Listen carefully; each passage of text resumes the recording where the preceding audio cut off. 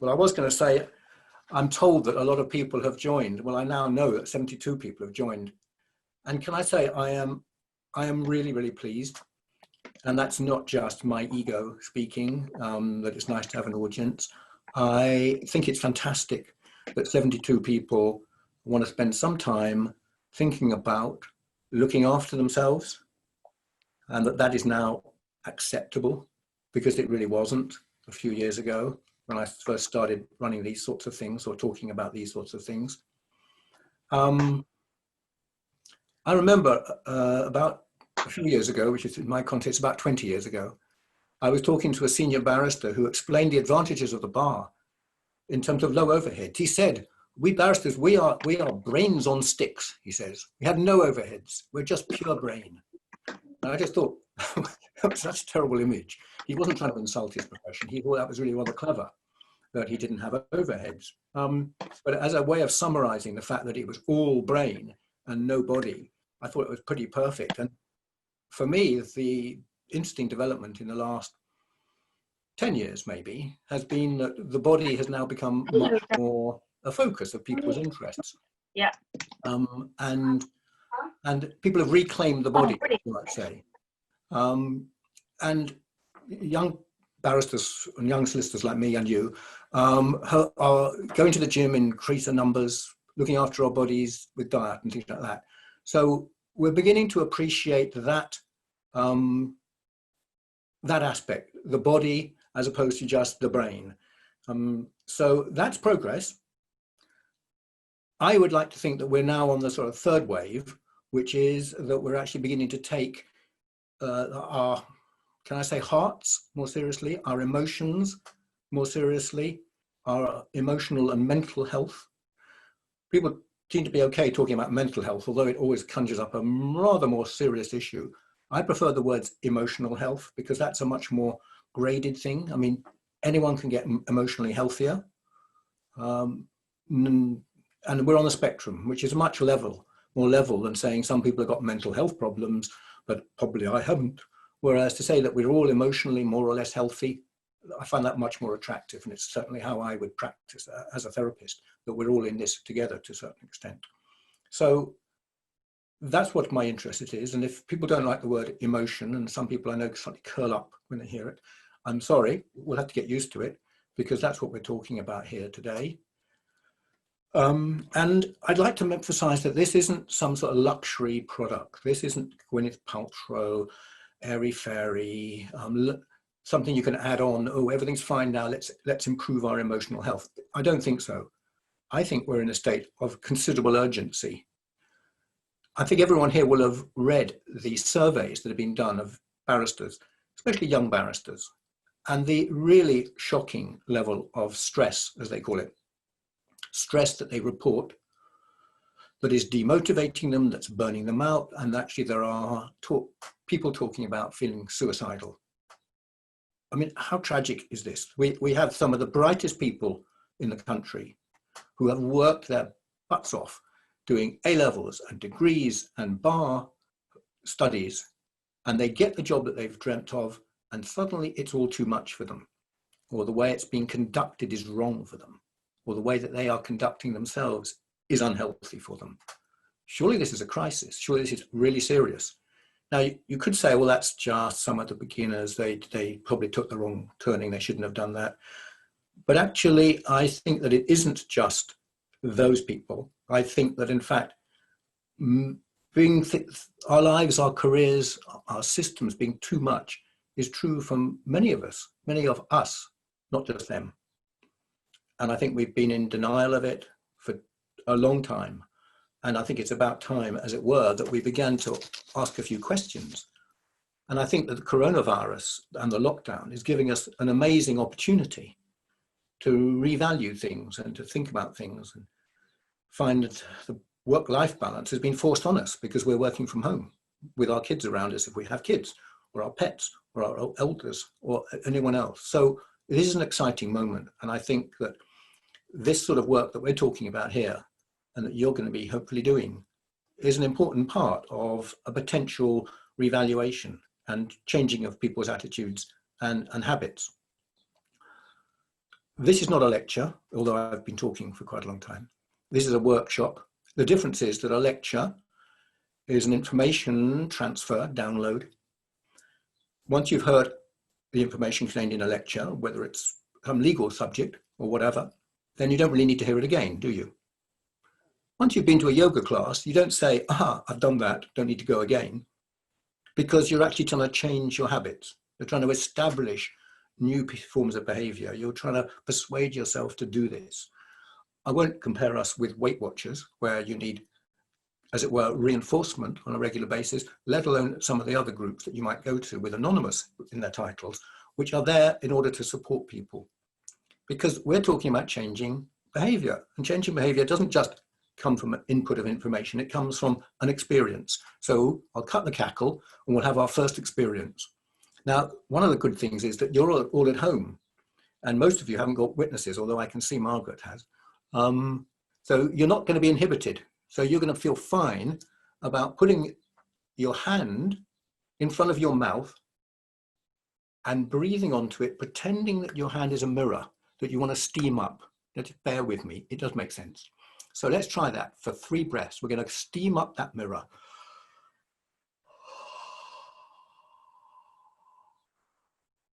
That's 1.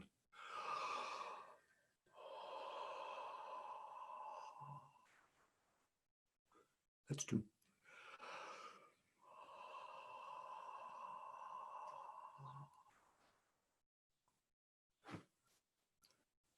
Does that feel quite strange, quite relaxing, slightly special? It does to me, and I do quite a lot of this, but every time I do it, I'm shocked at just how effective that is at calming myself down, of lowering anxiety levels. I had an interesting experience not long ago in a court in North London when a young barrister was talking to me about, oh, I understand you do this sort of well-being stuff, David. He doesn't talk like that, by the way. And he then started talking about the case, and he started talking about the judge and what the judge was like. And he started speaking more and more quickly and more squeakily because he was anxious. And I said to him, look, I think you might be more effective in court if you actually kind of calm down, slow down, and speak in a different way. And I got him to do 3 exhaling of breaths like that. Open throat, good out breaths. And how amazing. His voice dropped about half an octave. His larynx had opened. He was more resonant. He was more convincing. He was calmer. He was happier. He was a better person. Come on. And he was really excited about that. He just thought, well, just in exchange for a few seconds, I have actually improved my professional life. So this isn't just airy-fairy, can you make yourself an even better person? This is actually quite very practical from purpose of professionally. Now, why does that work? What's the big deal about breathing out with an open throat? The answer is that you hold your throat, you hold your breath, not with your lungs, but with your throat. Try this little experiment. Breathe in, hold it, and then release it sharply, and feel your throat.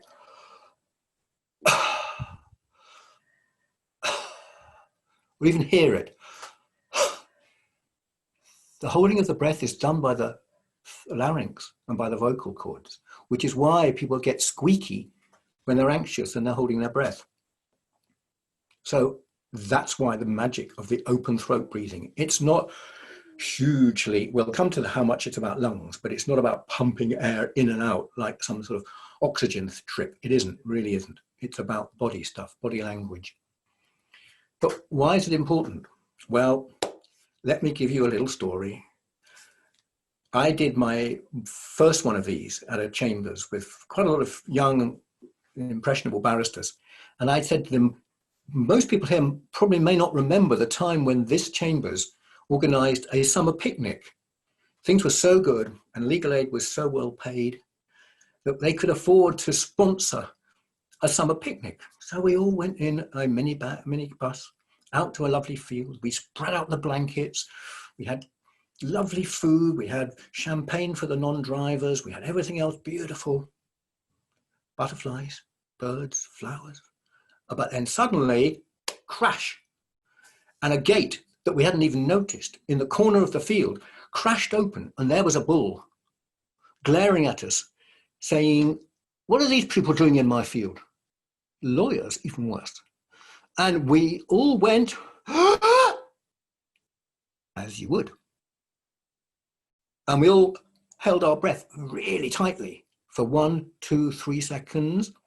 And then the bull turned around and went off. And I zipped over, of course, as their well-being officer, secured the gate, rescued everybody.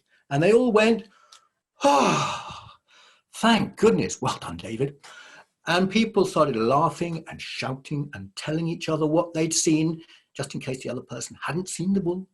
And some people were crying, and some people were doing all sorts of other things. Some people leapt up, ran out over the fence, jumped into the bus and locked the doors, symbolic behaviour. And then they talked about it all the way back. But halfway back to London, they were really getting over it. And you know what we did? We all sang. We all sang together. It was wonderful. So what's that really silly story all about? It's about the impact of a sudden, acute stress, fear, and the fact that instinctively we go, "Ah!" for many good reasons. And this is the first of my plugs for my website, because if you go into my website, there is a much fuller explanation of the inhalation and why that is a survival mechanism. The freeze mechanism, the freeze instinct. And how did we come out of it?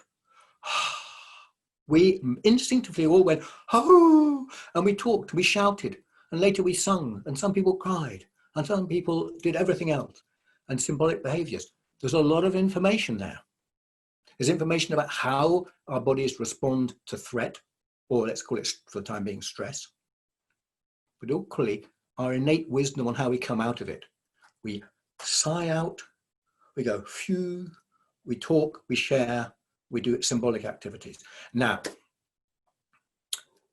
that doesn't happen to most of us most of the time, so you may not think it's very relevant. You don't go on picnics and you don't meet bulls.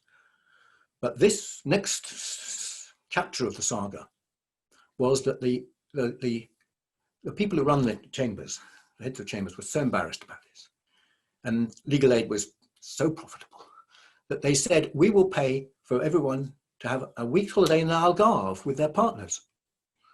So great, why not? I was included, of course, as their well-being guru. And we booked our holiday in the Algarve, and my partner and I ordered an Uber, which was, of course, late and didn't seem to know the way to Gatwick.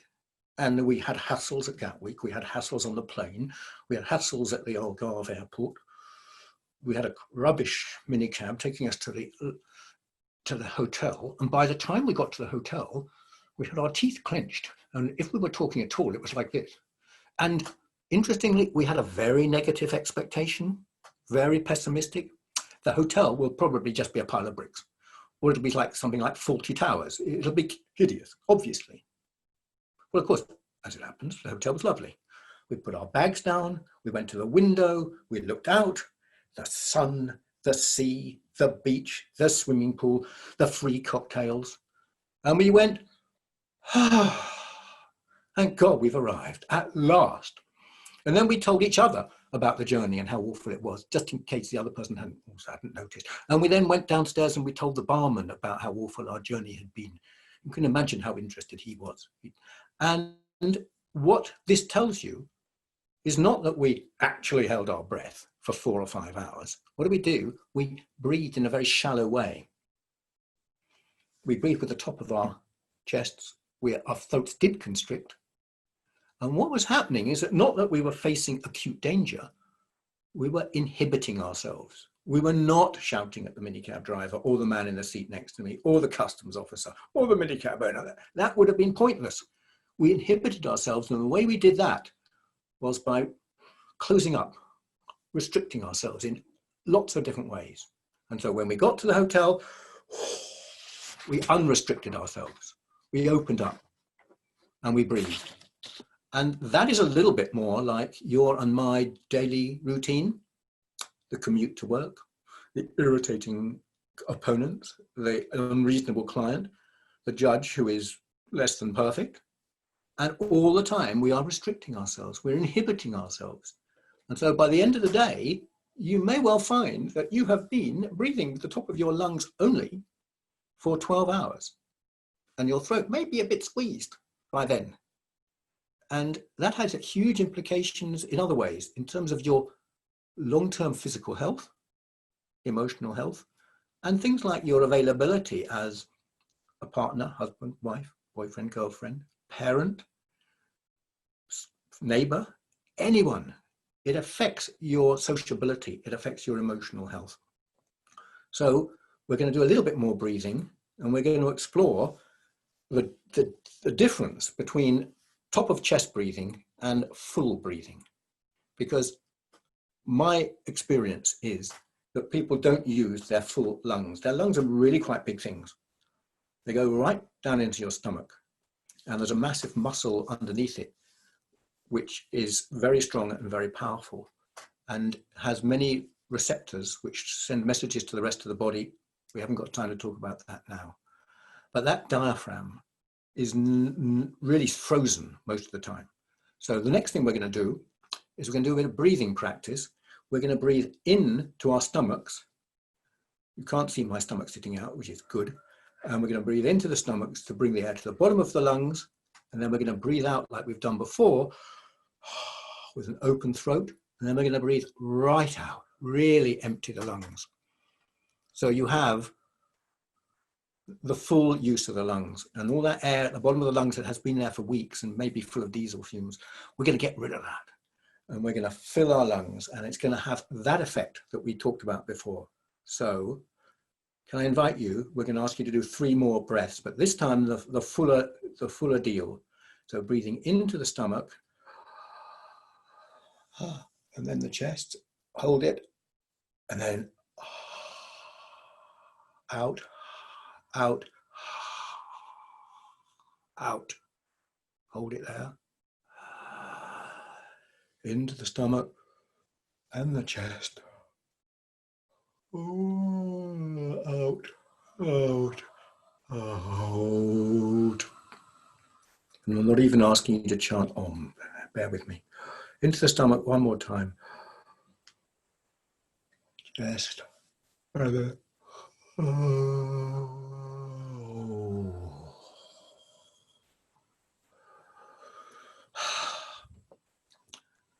You're using your lungs maybe for the first time in a few weeks, unless of course you go to the gym, and when you work out, when you force yourself to use your full lungs, which is interesting, isn't it, that you pay money to do that, or you go for a run. That's healthy, but it's also combined with a certain franticness. This is a much calmer way of doing it. So that is what's happening, and what is a little bit more scientific, if you'll bear with me. When you breathe out, you engage the parasympathetic nervous system.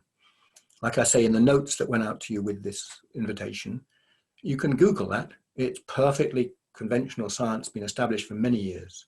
The parasympathetic nervous system is the nervous system which undoes the fight and flight reflex. The fight and flight reflex is curiously called the sympathetic nervous system. Doesn't make much sense to me, but there we go.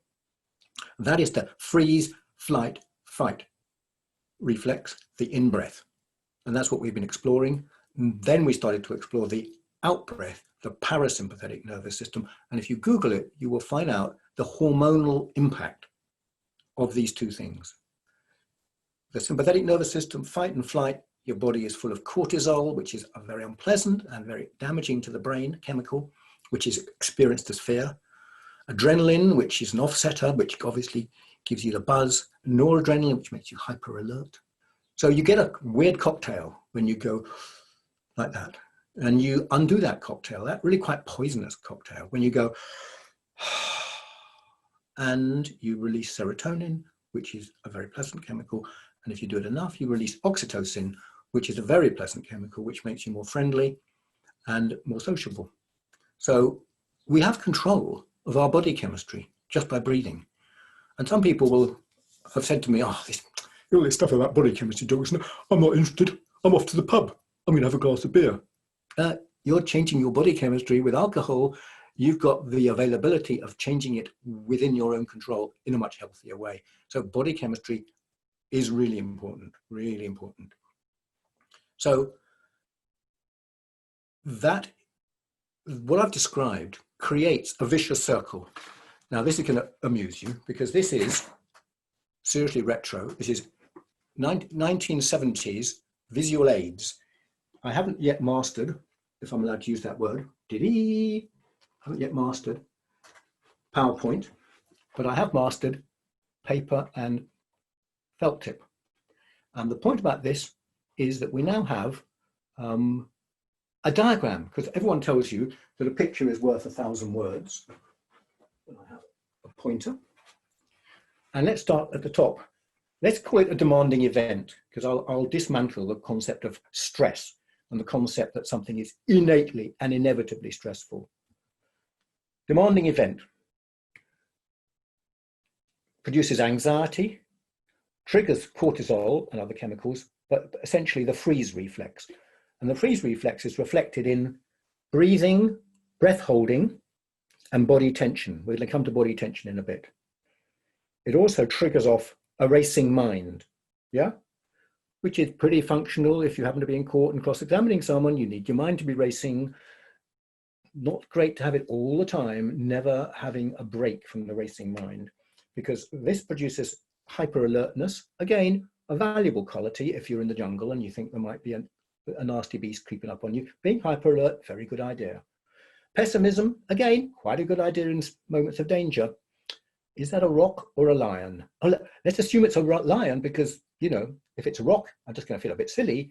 But if I make a mistake the other way round and it is a lion and I think it's a rock, then I'm dead. So pessimism has a massive survival benefit in the jungle or on the savannah. But it means you're looking for threats. Okay, just think about that in 21st century London or wherever you're ringing in from.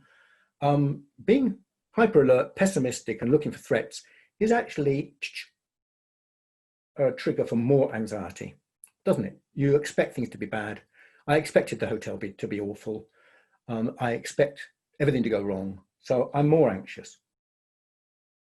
Triggers back to their anxiety, cortisol back round here. Okay, so this is a vicious circle, and I don't know about you, but I've quite often found myself trapped in this vicious circle because the word vicious is appropriate. It is vicious.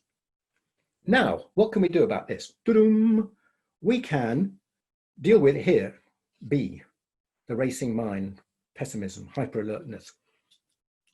CBT, cognitive behavioral therapy, I use in my practice along with other things, and it challenges the hyper alertness, it challenges the pessimism, it asks you to really think realistically about the threats and so on and so forth. That's effective, but actually even more effective, or at least it's not neither or, equally effective and to be done in conjunction with that, is to attack the vicious circle here, the breath holding and the body tension. Because if you reduce that, then you reduce the whole thing. And that is actually more accessible because you can do that anytime you like. I mean, you can do this with journaling and things, and I seriously recommend that. But breath holding and body tension is something that you can address anytime, automatically, easily. And that's what we're talking about here today. So, back to 2020. And that is what we're talking about. We've done breathing. We haven't done body tension. In one of these workshops, I usually ask people, what else, in what other way does stress or anxiety demonstrate it in your body, in addition to breath holding? And after a few seconds, most people will go, oh, it makes you anxious, doesn't it? You put on an anxious body. And it's true. But that is the classic anxious body. And also you tend to bow your head a bit because that is an instinctive reaction against threat. But hey, we don't bow our heads because that looks silly and we're too proud. So we say, oh, chin up, old chap. So we have this position. Not very attractive, is it? It just happens to be exactly the position that people use when they're using their laptops in court. Hunched over the laptops, heads down, but heads up like this. And the point about it is that your body posture, your body language sends messages back to your brain. again, go and research the vagus system, polyvagal theory. The body sends messages back to the brain. So if you act anxious, if you act tense, if you act frozen, it sends those messages back to the brain. Be frozen, danger. So you can break the vicious circle by undoing that fearful body language, by undoing that freeze reflex that you have. And the more I've thought about it and the more I've practiced it, the more I see yoga as not being a physical exercise, not being an offshoot of sort of gymnastics with performance and set routines. It's about unfreezing the body and thereby unfreezing the brain. And for me, that's been massively motivating. I've found myself doing far more, but it isn't yoga as it is known in the yoga studios. It is my very simple forms of addressing my own body tension, my own holding of the body. And again, if you look at my website, and I've just learned to try and say that without blushing, because it does sound very egotistical, but my daughter is a website designer and she gave it to me as a birthday present. But in there are some notes about stress management, as I call it in those days. And at the end of it, there's a routine just talking about how you can adjust your routine to suit your needs. If you go to a yoga studio, not only are people actually quite self-conscious, who can do it better than me, things like that, but the person running it will say, now we're going to do one for this. Now it's time to do that. Now it's time to do this. May not be what you need. If the essence of yoga is undoing your frozen body, then it may affect you differently from anybody else. And I find myself starting with my head. I do neck stretches, neck rolls. I pull horrible faces. So look away now if you don't like it. That's apparently the lion posture in yoga. And out, breathing out, because we control our faces, don't we? Now set the teeth and stretch the nostrils wide, you know, Shakespeare. So undoing the jaw, rolling the neck, rolling the shoulders, anywhere where your body language reflects. Oh, thank you, Margaret's doing wonderful neck rolls. Well, it may be Margaret's friend. Oh, you can probably hear it crackling from there. It's ghastly, isn't it? So that's the reason I do it. I don't do it because it's yoga. I don't even call it yoga. I call it stretchings and bendings, or Winnie the Pooh's stoutness exercises, if you remember that book. So twisting is also really good. Little joke. If you're paranoid, check out who's coming up behind you. So look round, twist your spine. You know what they say? You're as young as your spine. Yep, that's it. And, oh good, look at that. Some people are really getting into it. It's marvelous. Roll your shoulders, swim like this. It's great exercise and you don't have to get wet. I hate getting wet, but I like swimming like this, you see. And obviously you can pretend to be that lady in Titanic and stretch your arms back like that. But the point is, you're undoing the frozen holding. And this has huge benefits beyond just the body. Forward bends, of course, and bad backs are absolutely endemic in our country and cause huge amounts of lost work time and pain. And really, doctors don't have much solution for it. Now, this is the bit you'll be glad to hear that you can't see the bottom half of my body, because the next stage is the pelvis. Because the pelvis is a very, very emotionally charged area. It's obviously sexual and therefore people don't want to talk about it, but I will. And the English are notorious for having frozen pelvises, are sort of closed up, like I'm not really here, you know.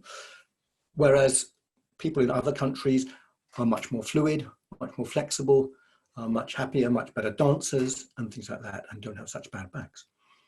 I have found that if I do my hula hoop exercises, that is really, really good for me. And the embarrassing bit is if you do sort of forward thrusts, that is also actually has a charge. It might come as a surprising experience for women. And if you do shaking your ass type movements, if someone's closing their eyes now, it's up to you. You can't see it, it's all right. I may be twerking, but you'll never know it. But anyway, twerking is really good. I'm losing one person here. Twerking is great And it's something that men never let themselves do. And it's really like forbidden fruit. But I tell you, doing all those things have a major loosening up effect. At least you'll remember this bit. The one thing that we'll remember is, oh, he bloody like twerking around, crazy guy. Anyway, try it. Don't just judge it from what it says on the tin. Just try it yourself. It's really effective. Now, we did say that we would run for about 35 minutes because we usually have an hour. I usually run an hour, but I think an hour is quite a long time for a Zoom call.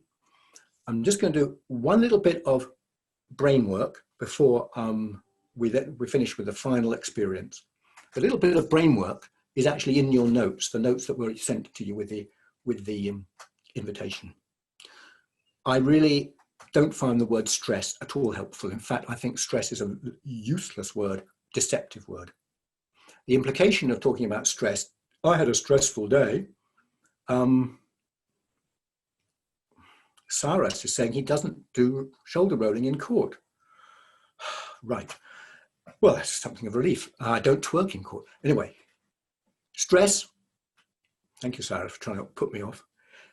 Stress is used in two ways, and the fact that they run together is really, really unhelpful. I had a stressful day in court. It was a challenging day in court. Did I feel stressed? Yes, I feel stressed. But stress isn't an emotion. There's no such emotion as stress.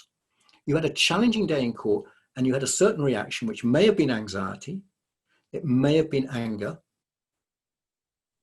And just to run the two together and say it was a stressful day in court implies it was inevitable. In fact, other people might have found the same experience not particularly anxiety-inducing. They might have enjoyed it. Some people find public speaking stressful, anxiety-inducing. Obviously, I don't. I, on the other hand, find looking after my granddaughter for even 15 minutes quite demanding, quite stressful, because I get anxious. Oh, am I doing it right? Am I going to drop the child? Is she going to get bored? Is she going to look at me and howl? So I consider that anxiety-inducing. My wife loves it. There's no such thing as an innately stressful experience, almost.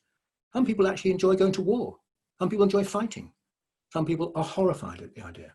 So drop the word, the simple word, this is a stressful moment, and just say, this is a challenging event, and I'm going to deal with it in this way. And if you then say, it made me feel anxious, then we're talking about real things that you can do something about. You can reduce your anxiety levels, and that will actually make you much more competent at dealing with the challenge.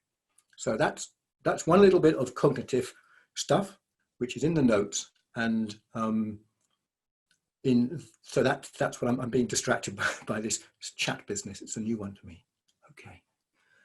Final thing, because we're now hitting the 35 minutes, and I did make a promise, which is, we've all heard about mindfulness. Some people may do it. At the beginning of these things, I usually ask people who does what: yoga, Pilates, mindfulness, so on and so forth. It varies. The younger people tend to do more of those things than the older people. That's fine. I do a lot of it because I'm okay. And I would recommend that we try mindfulness. It's really not going to use up too much of your time. And mindfulness in this situation, of course, it's a massive, massive growth industry. You can find a million apps, a million ways of doing it. You can iron mindfully, cook mindfully, do everything else. Well, let's just keep it very simple. The take-home message for mindfulness is this: if you focus on your breathing, you distract your brain away from the anxiety bits. In the frontal cortex, the two bits at the side here are particularly good at worrying. The bit down the middle is supposed to be keeping responsibility for your body, interoception. If you trigger that off by focusing on something, sometimes outside, like an artwork, something very beautiful, that distracts you. Everyone knows you can be distracted away from anxiety, but you have available to you that interoception possibility, looking at your own body, looking how it works. And most mindfulness tapes will say, right now, sit down, feel your feet on the floor, feel your bottom on the chair, take account of the smell in the room, the colors of the room, the bird song, whatever it is. And that's a good start. But for me, and for most people, the essence is watch your breathing. Not just watch it, but focus strongly on your breathing. And this is great because we've already established the value of breathing. So on this occasion, we're going to harness the physical benefits of good breathing, and we're going to turn it into a mindfulness exercise. And it's incredibly simple. And I do it on the tube or the overground to East London regularly. And I do it in my bed before I even get up in the mornings. I count 10 breaths fully in the way that we've talked about. And I focus on the breathing. I focus on the number. So as I breathe out on the first one, I just try and visualize the number 1, maybe a brass number 1, a wooden number 1, something like that. And then the second number 2. I have to admit that very often I get to about 4 and my brain's gone off and I've distracted. So I drag myself back, start again with number 1. And after a bit, after those failures, which are actually partial successes, I find I can do the 10 breaths. And if I'm doing that on the overground, I time it. And the first round of 10 breaths takes about a minute. And then the second one takes a little bit longer, not because of any particular effort, but because I've actually slowed down. And the third one, and by the time I've got to Canary Wharf, I can take 2 minutes, so twice as long. And I feel so much better all day. So bear with me, or you can switch off and go away if you want, but bear with me if you want to, and then you can do some mindfulness and tell everybody, oh, I did my mindfulness today. So we're going to do 10 full breaths into the belly and the chest. Hold it for a second and then sighing out. Hold it for a second just to relish the peace and then start again. So bear with me. We'll do that now. 1, 2, 3.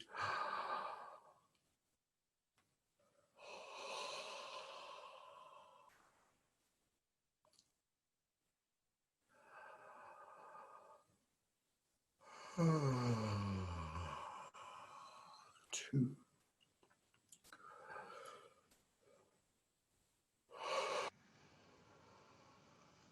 3.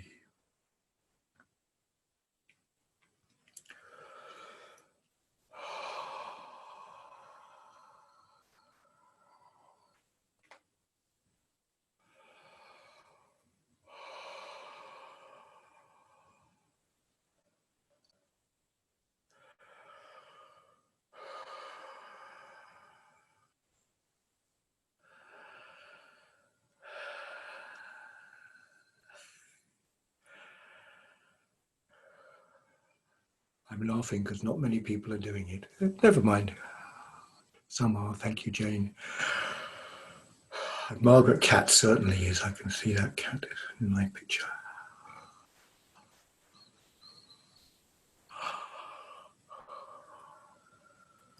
Well, I don't know about you, but I feel a lot more peaceful than I did before I did that. And that is us coming out of stress mode, coming out of frozen mode. And I think it really, really warms us up, loosens us up, unfreezes us. And I think it has huge benefits in terms of emotional health. And the last bit of the handout that was sent to you. That's it. Thank you. Thank you, Jane. The last bit of the handout was about how we could take this a bit further in terms of emotional health. And if you unfreeze your heart, then you get some quite interesting outcomes, some of them quite disturbing, quite emotionally strong, sadness or happiness or love. So it's worth taking it another stage, but not today. I think we'll leave it there for today.